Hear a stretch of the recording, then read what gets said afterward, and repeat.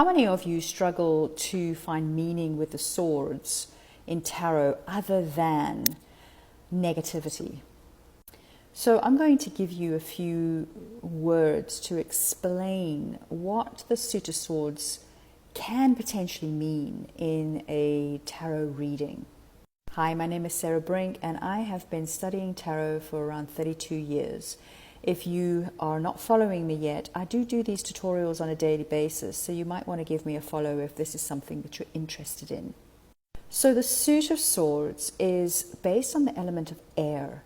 So the star signs attached to that is Gemini, Libra and Aquarius. But think about air for a moment, and I want you to think about it in terms of what does it do? So if you think about a breeze, a gentle breeze on a hot summer's day, it has this wonderful, wonderful gift of just cooling us down when the sun is really beating down on our body. But it can also be very destructive. It can become a tornado, or it can become a hurricane. And for those of us that live in the South, we know what that devastation can bring. And so the swords play an important role when it comes to the element of air. For example, it's not just about communication. It's how we communicate. It's the words we use. It's, are they hurtful? Are they domineering? Are they dictating? Or are they kind and thoughtful?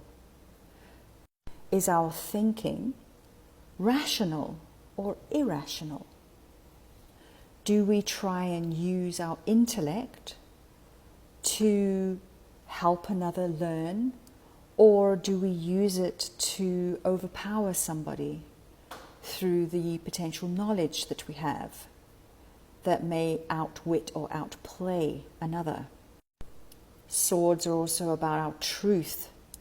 Do we stand in our truth? Do we speak our truth? Or do we hold that back? Do we communicate with others?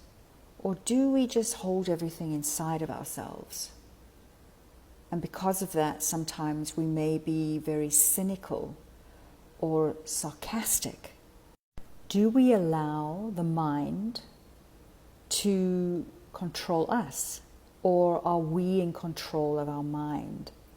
Are we in control of our thoughts, or do our thoughts control us?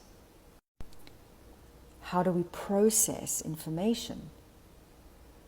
Do we go inwards? Do we shoot from the hip? Do we dictate, or are we more collaborative in nature?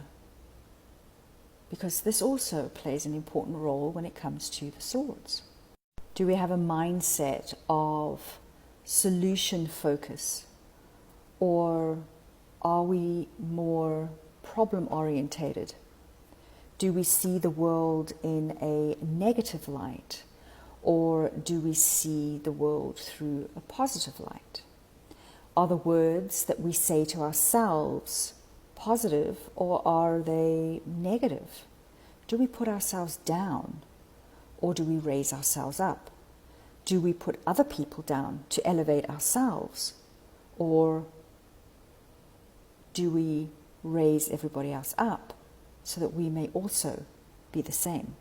Do we judge other people, or do we judge ourselves? Are we critical on ourselves and others?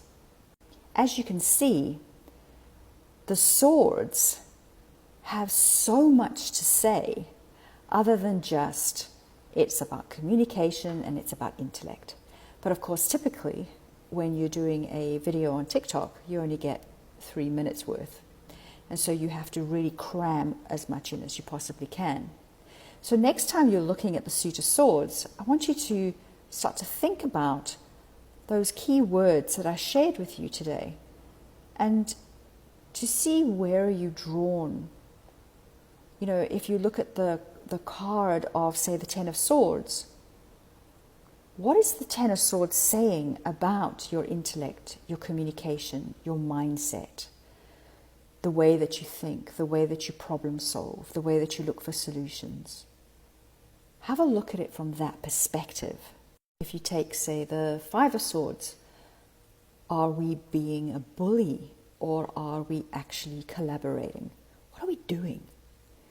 So when you're looking at the swords and you're looking at the element of air and you're looking at how it can either help us or hinder us, what's going on when we're looking at that particular card in the suit? Because that will tell you a lot about what's going on in that card, along with the meaning, the colors, the numerology, the atmosphere, and the symbology. I hope this has helped you somewhat. And if you would like me to do the wands and the cups and the pentacles the same way, let me know. Bye for now.